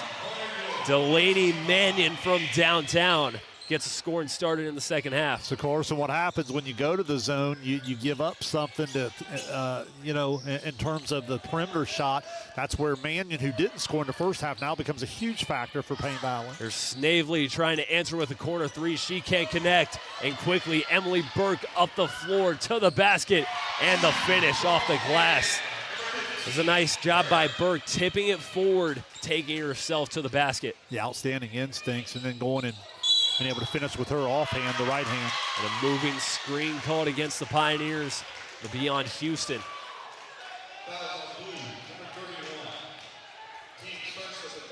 So that's her third, and this time I think he's going to go ahead and let her play through. And it's just, sometimes you get into one of these nights where you just get in the middle of a lot of different actions, and the foul trouble hits. Got to be able to play through it. Zone look for the Pioneers defensively. Here's Conley, drives, kicks it out. Another three from Burke. This one's no good. Snavely tried to chase it down, knocked out of bounds by Oots, and possession will go back to the Pioneers. Yeah, so look for Zane Trace maybe to start to extend out of that, try to trap a little bit, just see if they can't ugly the game up a little bit. When you're trying to win some more possessions, maybe even spark a little offense through your defense. Taylon Bogus-Pierce brought it up the floor, dishes it over to Clark. Clark back to Bogus-Pierce. Deflected, Karis died, takes it away, but she stepped out of bounds. Good hands by the Paint Valley defense once again. Well, Paint Valley's on ball defense, ball screen defense has been really good this evening. They've had good hedge and then great recognition away from the ball. Bogus-Pierce inbound, got it knocked away, and another steal by Paint Valley. Outstanding. Jump ball has died, dove on the floor. Possession arrow points to Zane Trace. This is a hungry defensive showing we're seeing from the Lady Bearcats tonight. Snavely one-on-one with Nevi Conley, just crosses the timeline. Snavely driving the runner, gets fouled. Good aggressive move there from Snavely, getting downhill and going to get a chance to go to the free throw line. You know, when you're struggling to score, it's a great way to get going. Sometimes against the intense on-ball pressure, the best thing to do is just rip through and get real aggressive downhill and put pressure on the officials. Snavely at the line has 4 out of 5 of Zane Trace's points, hit the only field goal Zane Trace had in the first half with a three-pointer. Second foul on Nevi Conley as Snavely splits the difference at the line. Offensive rebound, Burkett. Bogus Pierce from downtown hits it. Halen Bogus Pierce gets her first points of the night. Give credit to Burkett there, winning the extra possession and then getting the assist on the kick out. Burke got it knocked away from behind. Zane Trace now playing with some pressure defensively. Bogus Pierce baseline drive, the runner behind the backboard. Offensive rebound, Clark, the putback, that's no good. Dye the rebound for Paint Valley, full court pass. Mannion in the post trying to kick it out and gets it taken away. Carly Clark able to recover for the Lady Bearcats. Houston on the drive, knocked away, and Dye comes up with it. And Coach Norman gonna want a timeout for Paint Valley. It's a 30-second timeout. We'll keep it here. As down 20, Zane Trace playing with some pride to start the second half.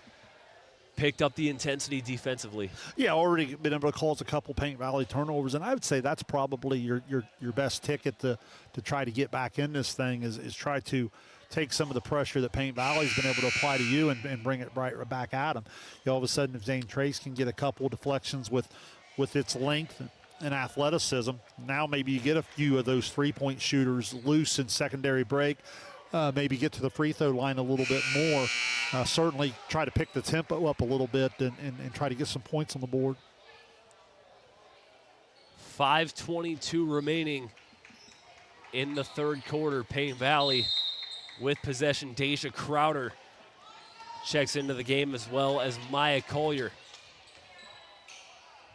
Same zone look for the Pioneers. Crowder into Dye, high post. Now Collier in the corner. Collier inside, Oots underneath with the finish. Great little Oots. cut. Yeah, nice cut. Finds an open spot in the zone. Good find from Collier. Houston turnaround jumper off the mark. Here's Burke with it up the floor for Paint Valley.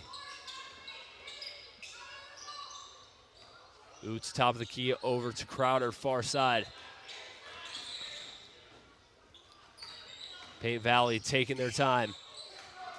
That's a deflection there by Snavely, and she comes up with the steal. That's what we're talking about with the length of Zane Trace. They get active, they could certainly cause some turnovers of their own. Bogus Pierce to the basket, high off the glass, can't finish. Nice action from the Pioneers, unable to capitalize. Oots dishes it over to Burke at the top of the key, back to Oots. There's Dye, high post, back outside, three-pointer from Burke. That's off the mark.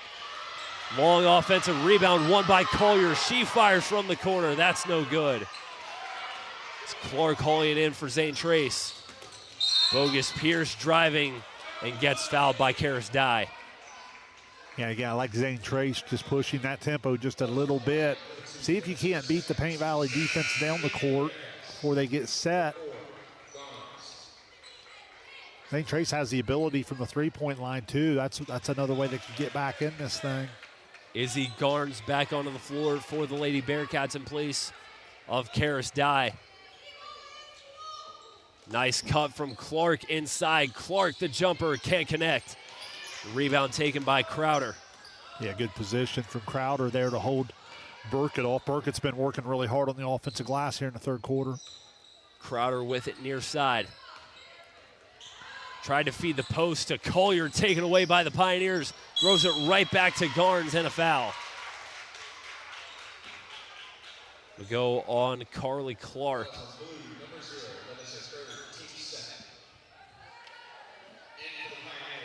Gabby Mathis will re-enter the game for the Pioneers as Clark picks up her third foul. She'll stay on the floor. Yeah, the zone look is started to cause just a little bit of issues for Paint Valley in terms of passing and catching against it. Your Zane Trace want to stay real active, look for the opportunity to poke the ball away. There's Garn's far side wing. Gets out to Burke. Burke on the drive. The underhand can't fall. And a foul as Emmy Houston went up for that rebound. Will go on Collier. Yeah, good drive to the baseline. Had a good look at it, just didn't go down. Good strong rebound through contact from Houston. Be Snavely to inbound Lady Bearcats, picking up full court. Clark one-on-one with Garns.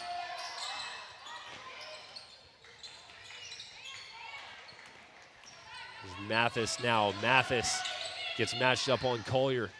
Mathis picks up her dribble, trying to find a teammate to pass it to, feeds Houston in the post, and she's fouled on the floor before the shot could go up. Yeah, go on Whitney Oots. Sorry, Carson. Good inside position from Houston there. Oots got caught behind the post instead of getting around. Now they're going to get Dye back, but I think they're going to keep Collier. No, now they are going to switch and put Dye on to Houston.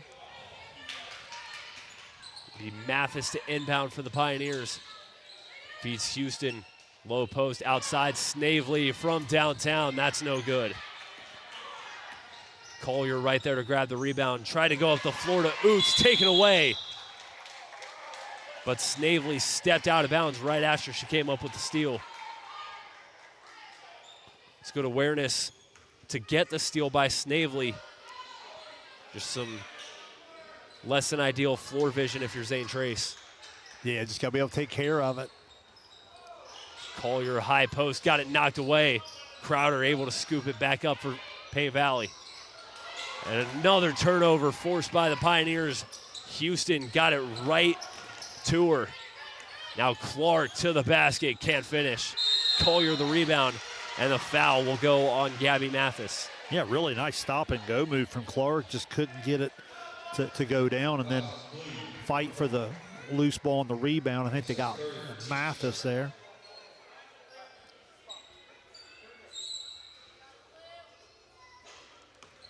There's Oots with it, some full court pressure now from the Pioneers. Dye in the half court, nice find to Collier. Collier underneath, can't finish the layup. Good contest by Houston. Up the floor, here's Clark. Clark to the basket, draws the foul. Yeah, textbook breaker from Paint Valley using the diagonals. Just simply missed the shot. And then as a result, Zane Trace got a transition opportunity. And been impressed with Clark getting to the rim. Just hasn't been able to finish a little bit. Going to go to the free throw line here.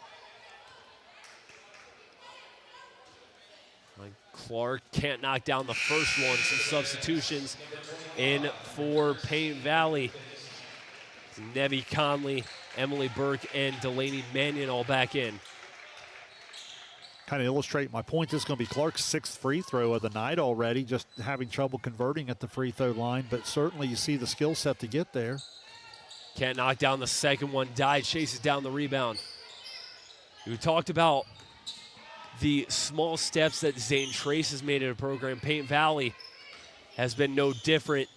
Finished dead last in the SVC last year, already doubled their win total overall. As Mannion fouled, recovering the loose ball in the backcourt. The Bearcats finished dead last in the SVC last year and lost their final 8 games of the season. It's looking like pretty solid turnaround so far for the Lady Bearcats. Well, like I said in the pregame, Paint Valley over the last 2 years is dealt with a lot of adversity. It's a no-excuse program, and they just keep working at it. I think you're starting to see it all come together again for Coach Norman and her girls. A scramble around half court on a loose ball. The foul will go against Emily Burke. That'll send Gabby Mathis to the free throw line. Zane Trace in the bonus.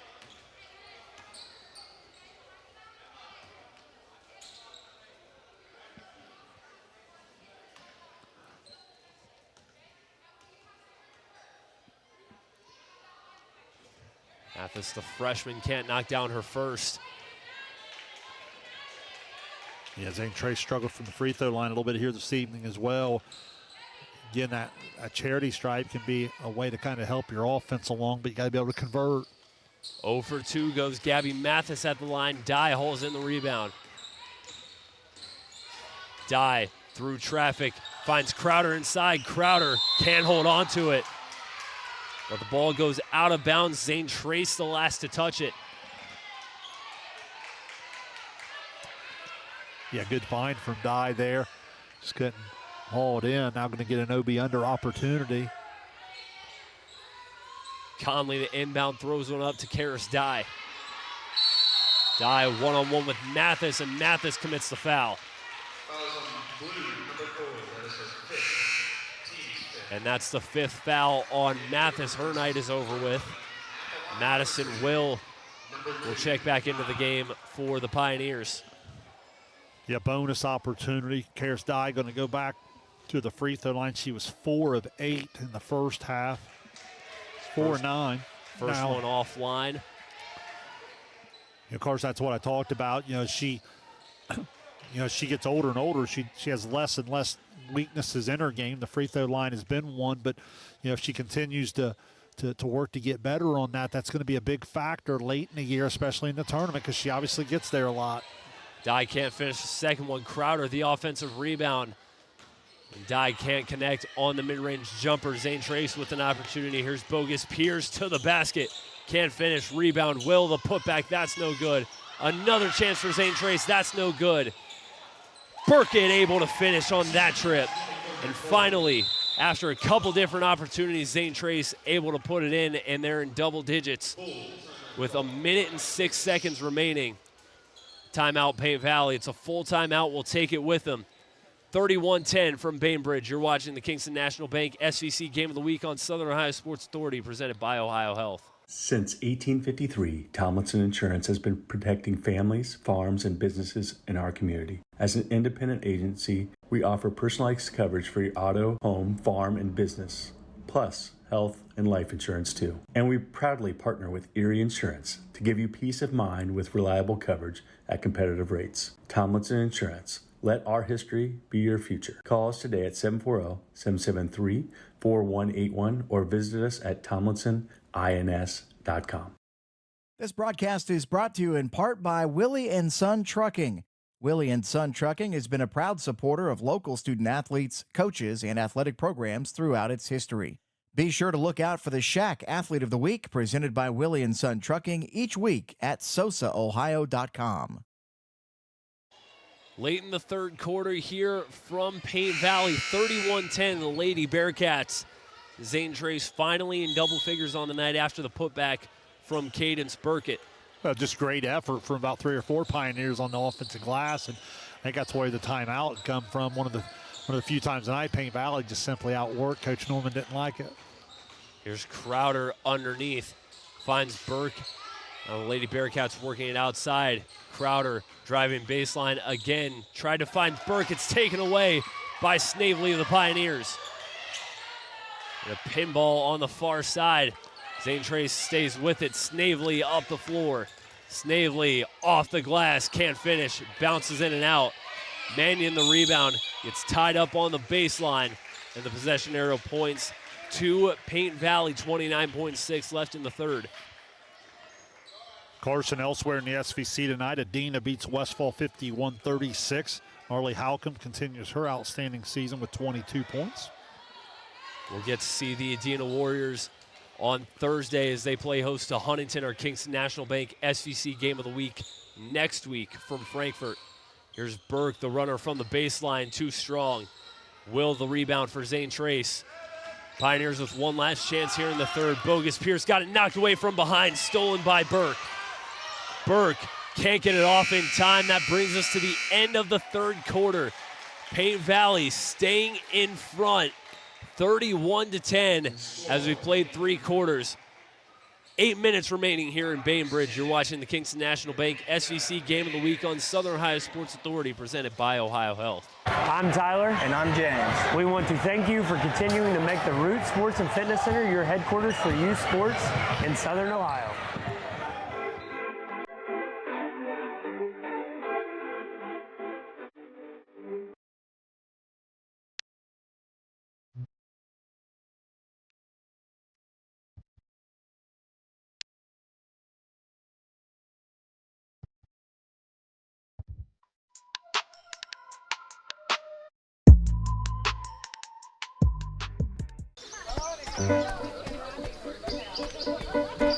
Mark. 6 months of training. 8 miles to go.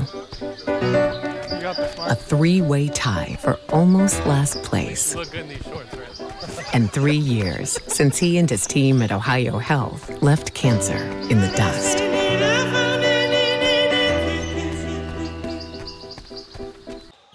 One final corner from Paint Valley in our Kingston National Bank SVC Game of the Week. Lady Bearcats in front of Zane Trace, 31-10.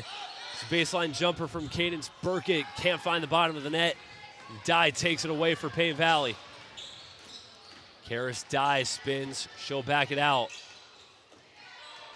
And another takeaway by Zane Trace. Madison Will slapped it out of the hands of Nevi Conley, and a foul committed by the Bearcats. Shane, throughout that third quarter, Zane Trace down on the mat, still showing some fight here in the second half. Yeah, I thought they played hard in the third quarter. I thought they did some nice things. Again, you get yourself in that 20-point hole at halftime. It's just a long road back. They obviously played a pretty even third quarter there. But when you're trying to make up the 20-point deficit, obviously you need more than that. But again, I think overall the effort coming out of the locker room much better. Zane Trace still trying to chip away at a 21-point deficit. Snavely tried to feed Houston inside, and there's a scramble for it on the baseline, out of bounds on Paint Valley. Houston couldn't hang on to that entrance pass. It's been just a really good effort from Emily Burke tonight. The Paint Valley rookie's been all over the place. Bogus Pierce inbounds to Snavely. She launches a three, can't connect. Dye comes down with the rebound and a foul called on the Pioneers. We'll go on Houston. It's her fourth. Emma Houston, the leading scorer for the Pioneers, had to sit out most of the first half with foul trouble. Picks up her fourth on that defensive trip as Houston comes up with a steal, stripping it from Deja Crowder. The Pioneers trying to get it up the floor. It's an errant pass by Clark. Bogus Pierce unable to hang on to it before she falls out of bounds. Delaney Mannion back on the floor for Paint Valley. Again, Paint Valley's depth has been important tonight because I think it's helped them keep up their defensive intensity. Diamond press action from Zane Trace, but they commit a foul on the far sideline. We go on Bogus Pierce. That's also her fourth of the night. Zane Trace, you've already had Gabby Mathis foul out. You've got two players on the floor tonight with 4 fouls. Here's Emily Burke walking up the floor for the Lady Bearcats. Burke. Now Oots feeds Dye inside. Dye blocked by Houston. It's what we've seen pretty much all year from Emma Houston, using her length to deny those shots inside. Yeah, able to play behind the post because of her side. Oots to inbound. Gets it into Mannion in the corner. Now Dye outside. Oots posting up. Oots rejected by Houston again. Collier the offensive rebound, and she gets fouled in front of her own bench. Go on Madison Will. Yeah, another block shot there. And again, that's where constantly learning as a young player, you'll be able to turn and maybe show that shot, try to get the shot blocker in the air. Oots tosses it into Burke in the backcourt. Burke back out to Oots, wanted to take the three. She'll give it up to Mannion instead. Now Karis Dye, Bearcats working around the arch. Long cross-court pass from Oots, way over the head of the intended target, Emily Burke. And it's another Bearcats turnover. Yeah, again, that's just an area where Paint Valley's got to get better with passing and catching. They turned down some perimeter shots that they might take if the scoreboard was a little different. Probably trying to run some clock here up 21. Just got to clean it up a little bit. I'm sure that's an area that Coach Norman's going to emphasize, like, yes, we won the game, but still plenty of things the Lady Bearcats can work on going forward as Houston steps up with confidence, buries the triple. Yeah, we talked about her versatility early in the evening. She shows it off there, stepping out and hitting the triple. And Coach Norman's going to want another timeout. 5:43 remaining here at Paint Valley. We'll keep it right here as Emma Houston knocks down the triple. You know, again, Paint Valley, again, ahead by 18, but I think if you're Coach Norman, you probably agree there's a lot of things that your team can clean up going forward. Well, especially on the offensive side, it's going to continue to be a work in progress.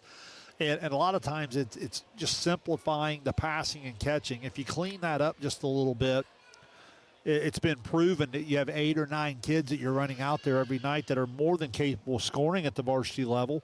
Many of them capable of scoring in double figures on a given night. So a lot of times you think you've got to do this incredible improvement to get something out of it. And Carson, a lot of times, as you know, through your sports background, a lot of times if you just clean up a few little things, a lot of those big things start to fall in place. You know, it's one thing in a close game. I know Nick Saban always says on College Game Day that when he coached, the worst thing that could have happened was his team plays bad and still wins. And I think that applies more to closer games, but definitely a lot to learn here for Coach Norman's Bearcats as they look to close out a win over Zane Trace. 5:40 to go in regulation. Garnes driving baseline. Oots off a screen from Burke. Lady Bearcats looking to improve to 7-6 on the season. There's Oots, the mid-range jumper off the back iron. Offensive rebound. Guards just throws it up into the hands of Snavely. Bogus Pierce, nice pass inside to Will. Will jump stops denied by Maya Collier. Good job by Collier sticking with it, not going for that shot fake. Yes, Mannion, corner three off the mark. Oots chases down the board. Falls on the floor. Paint Valley wins possession back. And a crazy hot potato possession there. Taken back by Zane Trace. Layup no good by Bogus Pierce. Kind of a wild sequence here. See if Paint Valley can slow it down and get into something. 4:36 on the clock. The officials timeout here. Bogus Pierce shaken up after the last possession. She'll come off the floor. And Burkett will come in to relieve her. Yeah, good officiating there just to pick up on that and make sure that allow that young lady to get off the court.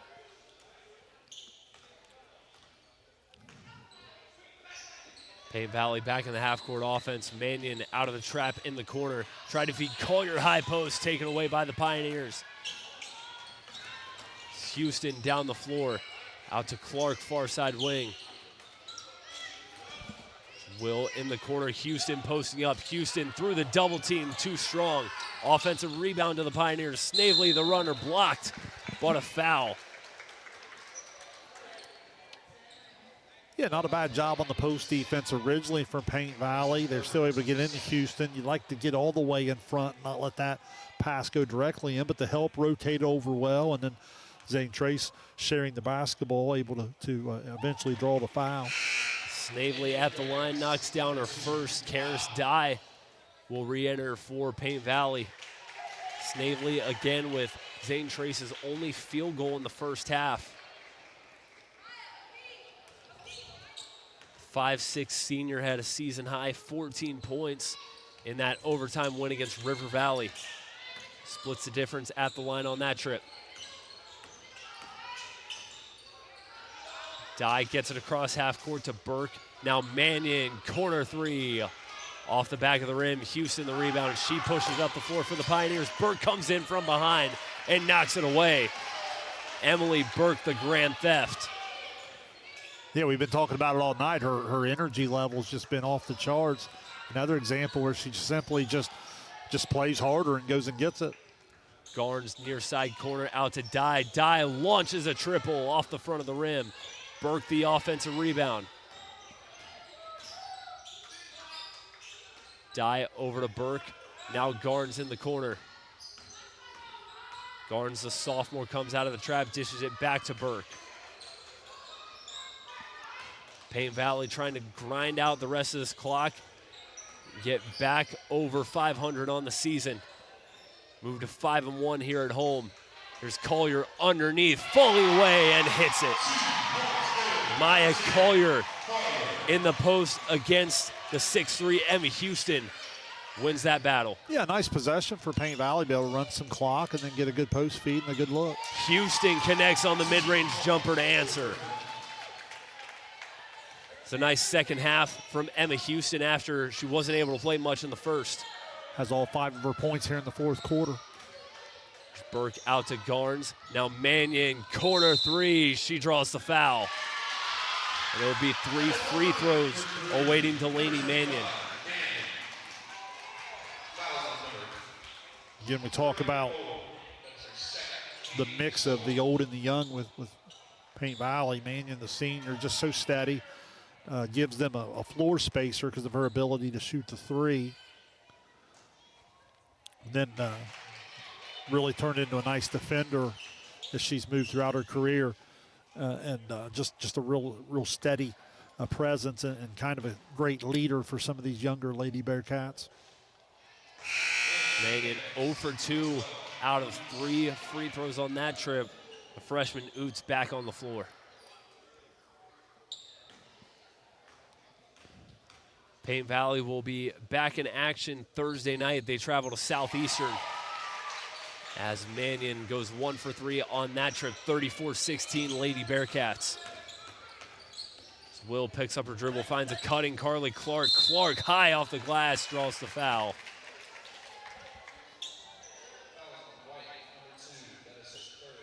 Yeah, Clark's going to go and shoot her 7th and 8th free throws of the evening.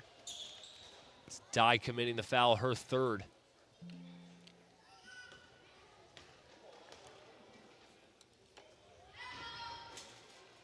As it rolls around the rim on the first one, does not fall. Zane Trace, after tonight, will travel to Logan Elm on Tuesday before resuming SVC play at Westfall Thursday night.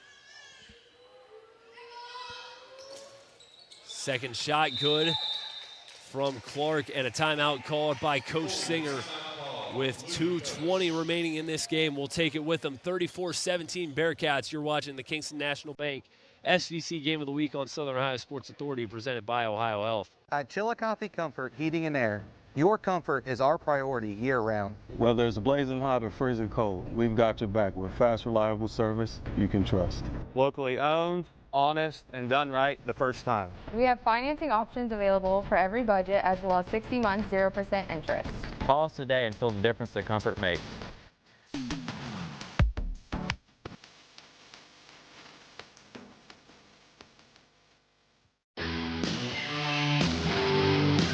Kimberly. Tons of practice. One chop away from a black belt. 7 of the best sidekicks. And 5 years since her cancer diagnosis at Ohio Health.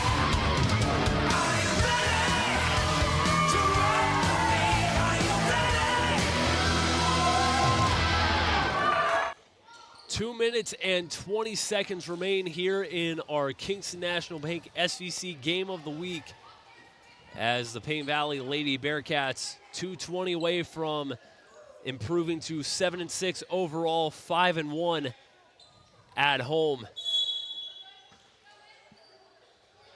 Shane, a great night for the Lady Bearcats and a pretty entertaining night for us here in the broadcast booth as well. You've had your work cut out for you earlier in the first half, heading over to retrieve some loose balls that bounced up here on the stage. Yeah, in my younger days, maybe a little quicker than I did tonight, but hey, we got it back on the court. There we go. Got us right back to action. That make you feel like you were coaching again? Certainly keeps you in the action. Another turnover there, but you know, when we talk about this SVC, Carson, here's another illustration for you. I mean, check this update out. It was basically a one-possession game all the way to the final minute, and Piketon ended up beating Southeastern 46-41. So this Southeastern team 0-8, but they're getting Reese Ruckle back now, and it shows you right there that I think we would be shocked if that team repeats 0-7 to go 0-14. So there's a team that's going to get somebody in the second half of the year. Piketon able to dodge that bullet this evening. Payne Valley starting to empty out their bench. Haley Crouch and Chloe Annan into the game for the first time tonight. As Mannion fires from the top of the key and can't get the bounce on the triple. Rebound Houston. Burkett over to Snavely. Now Houston top of the key. Houston driving to the basket and the finish. Tough drive and finish by Emma Houston. Now Garnes tied up in the front court. Possession arrow points to Payne Valley. Good body control from Houston. Mannion had stepped in and tried to take a charge, and I think Houston was able to take off a little short of that contact and stay straight up long enough to get the no call. Now Garnes trying to break the press. Over to Oots now up the floor. Haley Crouch. Mannion driving baseline, picked up her dribble, and she traveled. So the turnovers have certainly picked up for Payne Valley in the second half. That's something, they'll continue to address during the film session. But if you're Coach Norman, you just have to be thrilled to death with the focus of your young ladies here this evening and the attention to detail on the defensive end there in that first quarter. That set the tone for the entire evening. Coach Singer starting to empty out his bench as well. Savannah McCloskey and Ava Gigley back on the floor, as well as Alexa Smith.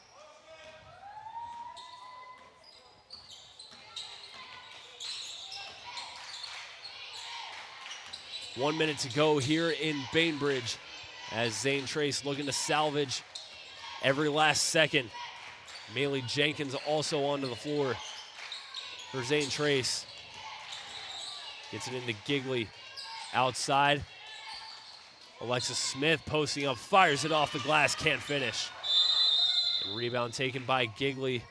Of a substitution timeout as Coach Norman continues to empty out the bench. Karis Hudson and Michaela Tennant will see the floor for the first time in varsity action tonight. Yeah, nice to get the kids some varsity time, get them in here. No JV game in terms of the SVC game this evening. They did bring Peebles in, played a really competitive JV game there, so still nice to get some of these kids into the varsity contest. Madison Will picking it up for Zane Trace. There's Gigley one-on-one with Tennant. Gigley out to Alexis Smith. Smith inside off the backboard. Can't finish there, but the offensive rebound by Madison Will. She draws the foul and head to the line. Yeah, outstanding effort from Will, continuing to play hard, getting on the offensive glass, and going to get a chance to go to the free throw line and get in the scoring column. Madison Will, not a starter, but has provided some excellent minutes for Zane Trace this season. Had a season-high 9 points, 5 rebounds, 2 steals in a 6-point loss to Adina earlier in the season. Yeah, able to convert there. Zane Trace going to look back at the free throw line tonight as another area that could have helped him maybe weather the storm a little bit earlier in this one. Splits the difference on that trip. Payne Valley with the rebound, one final possession. That ball rolls out of bounds.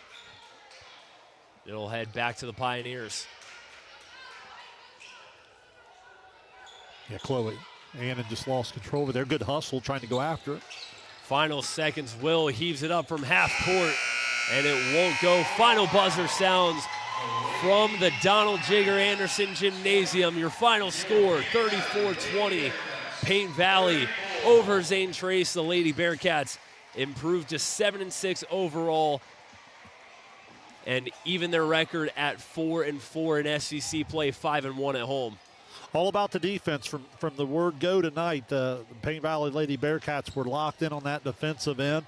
Offense wasn't always pretty. They found a way to get it going just enough to space out to that 20-point advantage at halftime. But again, you look no further than the defensive effort, causing 21 first-half turnovers by Zane Trace. Payne Valley cruises to a 14-point win over Zane Trace in our Kingston National Bank SVC Game of the Week. We'll quickly step aside, give our final thoughts on this one, and take a look at what's ahead for both teams. You've been watching the Kingston National Bank SEC Game of the Week on Southern Ohio Sports Authority, presented by Ohio Health. Are you looking for the best deals on quality used trucks and cars? Great news. Chillicothe Truck has what you're looking for. Choose from a wide selection of makes and models. All vehicles undergo a detailed multi-point inspection and extensive reconditioning before hitting the lot. Our friendly team offers a no-pressure sales experience, ensuring you find the perfect vehicle to fit your needs. Plus, you can customize your ride with our extensive range of truck accessories, from bed covers to lift kits. Stop by 173 Rennick Avenue in Chillicothe or call us today at 740-773-8782 to get started right now. Have you experienced simply brilliant fiber internet? Yeah, that's Glow Fiber. Lightning fast internet that keeps up with your busy life. A reliable fiber-to-the-home network whether you're working, learning, playing, or streaming. And best of all, Glow Fiber has real local support from real people who are happy to talk to you. And switch now for your first month free. Faster, more reliable fiber internet with real local support. Glow Fiber. Simply brilliant. At North Fork Animal Clinic, we're more than your pet's health care. We're your neighbors. We combine top quality veterinary care with the availability you can count on, keeping tails wagging and pets thriving. And as proud supporters of youth sports in Southern Ohio, we're committed to helping our whole community grow strong. North Fork Animal Clinic, caring for pets, supporting our community. For 175 years, the Glockner name has stood for trust. Today, that promise continues. Every time your family turns the key. Generations have trusted us for one reason. We never stopped caring. From preschool drop-offs to road trips, you leave our service center knowing your family is in the safest hands possible. 175 years of social proof that this isn't just service. It's a promise from our family to yours. Our employees certainly get the credit for that growth. The relationships that they build, people want to deal with people they can trust, they know, feel connected to. And I think that's where a community bank such as Kingston really shines. The color of money is the same no matter where you go, but I think the people behind it is what makes the difference. Having the empathy to understand what's going on in someone's business or personal lives and how you might be able to help it. I think our customers expect that, want that, and truthfully, they deserve that.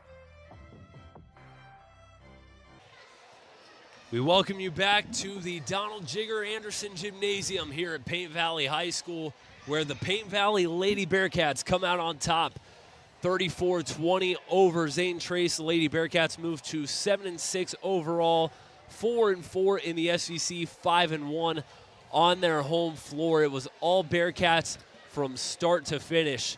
Carson Francis and Shane Combs back with you. And Shane, as always, from our Kingston National Bank SEC Game of the Week, we have our Kingston National Bank SEC Player of the Game. And tonight, that award goes to Paint Valley's Emily Burke. Yeah, I think that's a fair selection. Obviously, we agree that the difference in the game was the overall intensity from Paint Valley on the defensive end, and that was right from the start was led by some good ball pressure from Emily Burke, but then just her overall energy, a lot of 50-50 balls.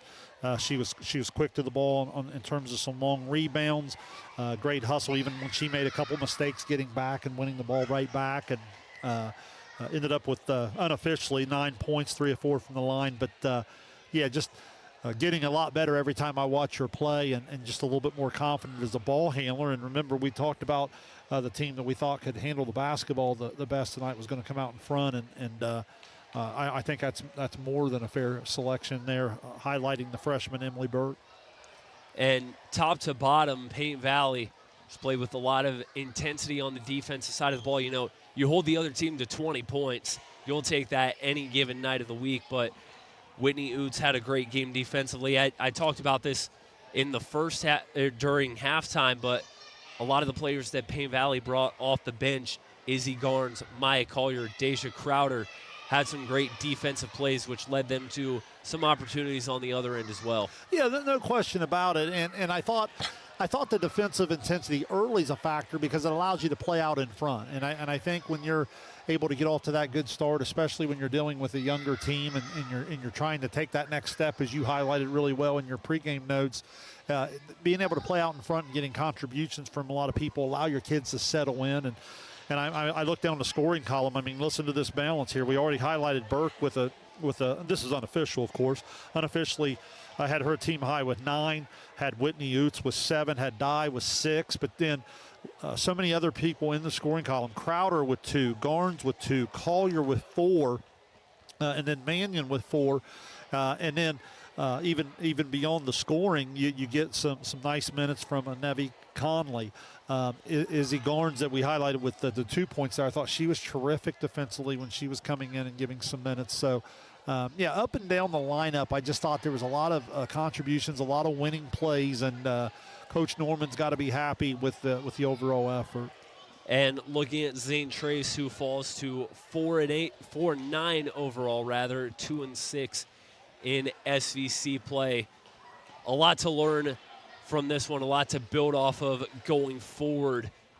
And certainly, obviously not the result that you wanted, but they came out, the effort was much better. I think if you're Coach Singer, you have to appreciate the effort in the second half a lot more than you did in the first, and a lot to build off of from that second half. Oh, yeah, no doubt about it. The second half was a lot better basketball for Zane Trace. I mean, look, it's just a nightmare start. You get behind, and I compared it to the quicksand where, 5-point deficit, and it becomes 10-point deficit, and then it comes 15-point deficit, and you're trying to survive the half, and it's just going to be something you're going to really learn from. You just got to be able to take care of the basketball. And if they can do that, they were able to cut down those turnovers in the second half after having 21 for the game.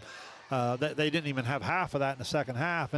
And as a result, they have kids that can score the basketball. Obviously, Emma Houston can score it. She had 7 there in the fourth quarter. Snavely had 4. 1, 2, 3, 4, 5, 6 Lady Pioneers in the scoring column tonight. So again, if you're just taking care of the basketball and making sure you get a quality shot, there's a good chance that someone very capable of knocking down that shot is going to give you a chance to be successful. Looking ahead for both of these squads, Zane Trace has 2 more games on the road next week at Logan Elm Tuesday night, at Westfall on Thursday. They'll be back at home next Saturday against a dangerous Southeastern team that we highlighted earlier in our broadcast. And speaking of Southeastern, that's the next matchup for Paint Valley Thursday over in Londonderry at the Larry Jordan Gymnasium. They'll then head right back here to Bainbridge to host Adena next Saturday night. Yeah, real quick, 2 things you said there I want to comment on. Number 1, Southeastern becomes a really dangerous opponent in this league race for this 4th place finish. Because, as I said, they're back to full strength now. It shows up in terms of the way they're playing against some good teams. So Southeastern's going to be dangerous. That's going to be a big game for Paint Valley coming up, and then Zane Trace a little bit more down the road. And then Zane Trace going to have a huge test coming up at Logan Elm, but can they continue to grow from it? And that at Westfall game is another standings game where Zane Trace continues to try to climb a little bit. Still very much in play, trying to compete for the middle of the pack. So that's going to be a big factor coming up in terms of how Zane Trace responds. Looking ahead to our coverage here on Southern Ohio Sports Authority presented by Ohio Health. Tomorrow night, the Haynes Total Healthcare Coaches Call-In Show from our downtown Chillicothe Sports Card studio with John Bruce and Matt Hoops. Be sure to tune in for a lot of conversations with some of our area coaches. And then early next week, Shane, you and John will have Overtime presented by Perfection One, our weekly podcast. Looking at our live stream coverage, you ready to do 3 games in 3 days next weekend? Why not? That's what we got. Thursday, we're starting with our Kingston National Bank SVC Game of the Week over in Frankfort as Adena plays host to Huntington in girls action. And then we follow that up with back-to-back nights down in Lucasville. Friday night, the Valley Indians playing host to South Webster, a team we got to see earn a hard-fought come-from-behind win last night. And then the following night, Saturday, Valley will then play host to the Chesapeake Panthers in a highly anticipated non-league battle. Yeah, no question about it. That's quite the schedule there. Looking forward to the podcast, SOSA Overtime there with John, and then tuning in with John and Hoopsy there as they talk to the coaches. And then next week, you're right, that's three days of some really, really good basketball. And again, I love the mixture that we're able to bring people. You think of the week we've had this week, mixture of boys and girls, mixture of a lot of different areas. And then next week, we're going to have the same. One final time from the Donald Jigger Anderson Gymnasium here at Paint Valley. The Lady Bearcats come out of top on Zane Trace, 34-20 from Kenneth Hay, our cameraman, and Shane Combs acting as part-time ball boy tonight. I'm Carson Francis. We thank you for tuning in to tonight's presentation of the Kingston National Bank SVC Game of the Week on Southern Ohio Sports Authority, presented by Ohio Health.